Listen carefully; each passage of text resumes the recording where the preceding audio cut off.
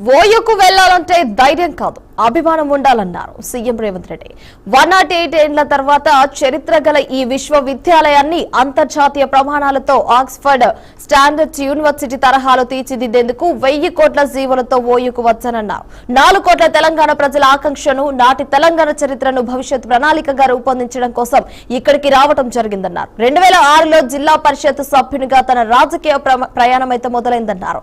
ప్రజలు ఆశీర్వదించారు. MLC, MLA, MP అయినా అందరూ ఆశీర్వదిస్తే రాష్ట్రానికి సీఎం అయ్యి మీ ముందు నిలబడ్డా అని సీఎం అన్నారు. ఒకనాటి తెలంగాణ చరిత్రను భవిష్యత్ ప్రణాళికలుగా మార్చుకొని నిర్ణయాలు తీసుకోవాలని మీ అందరిని కలవాలని నిర్ణయించుకున్నా.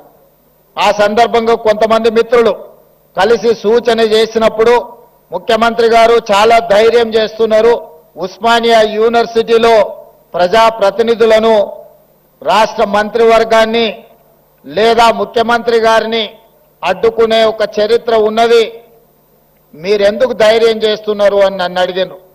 అంటే వారికి ఒక్క మాట చెప్పిన, నాది ధైర్యం కాదు, నాది అభిమానం. మా సోదరులు, మా తమ్ముళ్ళు, మా చెల్లెండ్లు తెలంగాణ భవిష్యత్తుకు పునాదులు వేసే మా యువమిత్రులు ఉన్న ఉస్మానియా యూనివర్సిటీ ఆర్ట్స్ కళాశాల దగ్గరికి వెళ్ళడానికి ధైర్యం కాదు కావాల్సింది, అభిమానం కావాలి. గుండెల నిండా అభిమానాన్ని నింపుకొని ఈనాడు ఈ ఆర్ట్స్ కళాశాల ముందు నిలబడి మన భవిష్యత్ ప్రణాళికలను రచించుకోవడానికి నేను ఇక్కడికి రావడం జరిగింది. మంచి జరుగుతుందని, సామాజిక సమస్యలు పరిష్కారం అవుతాయని, తద్వారా మన జీవన ప్రమాణాలు పెరుగుతాయని 6 దశాబ్దాలు ఎదురు చూసినాం. ఆశించిన ఆకాంక్షలు, మన ఆలోచనలు నీరు గారిపోవడంతో ఇక పోరాటమే ఊపిరిగా, ఈ పోరాటం ద్వారా మన సమస్యలు శాశ్వతంగా పరిష్కారం కావాలి, ఇక దానికోసం నడుము బిగించాలని ఉస్మానియా కాకతీయ యూనివర్సిటీల విద్యార్థులు నడుము బిగించారు. తెలంగాణకు గుండెకాయ లాంటి ఉస్మానియా యూనివర్సిటీ వేదిక మీద నుంచి ఇక్కడి విద్యార్థులే పోరాటానికి నడుము బిగించి మొదటి దశ తెలంగాణ ఉద్యమాన్ని ముందుకు నడిపించారు. ఆనాడు తెలంగాణ ఉద్యమ సమస్య శాశ్వత పరిష్కారం జరగకపోవడం వల్ల వందలాది మంది ఈ యూనివర్సిటీలో చదువుకున్న విద్యార్థులు అడవి బాట పట్టిర్రు, నక్సల్ బరి ఉద్యమాలను నడిపించారు. అందులో నుంచి పుట్టుకొచ్చిన వాళ్ళే గద్దరన్న లాంటి వాళ్ళు ఎంతో మంది ఈ సమాజానికి దిక్సూచులైన. తెలంగాణ వస్తే ఇక్కడున్న మా తమ్ముళ్ళు, చెల్లెళ్ళు ఏం ఆశించరు? ఎవరి ఆస్తులు అడగలే, ఎవరి ఫామ్ హౌస్లు అడగలే, వాళ్ళు సంపాదించుకున్న సొమ్ములో వాటాలు అడగలే. ఏం అడిగినరు మా తమ్ముళ్ళు? స్వేచ్ఛను అడిగినరు, సామాజిక న్యాయం అడిగినరు, సమానమైన అవకాశాలు అడిగినరు.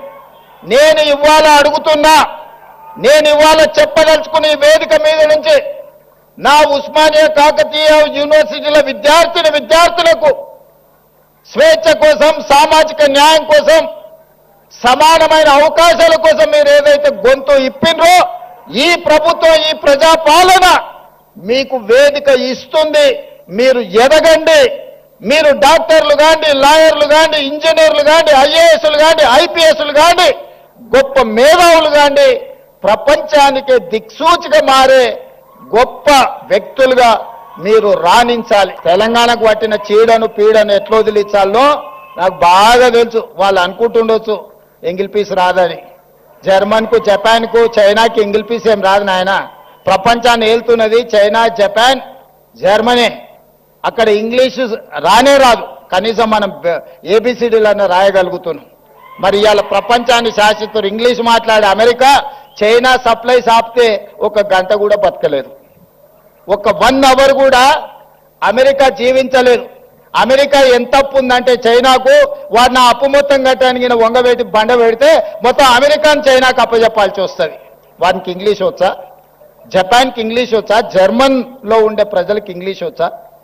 మా ఈడ ఉండే యువమిత్రులు కూడా ఇంగ్లీష్ రాదు అనేది ఏం పెట్టుకోకండి, అదేం పెద్ద విషయం కాదు. మనకు మానవత్వం ఉండాలి, మనకు మనసు ఉండాలి. ఇవాళ రాష్ట్రాన్ని నేను పరిపాలిస్తలేనా మంచిగా 2 ఏళ్ల నుంచి మీరే చూసారు కదా.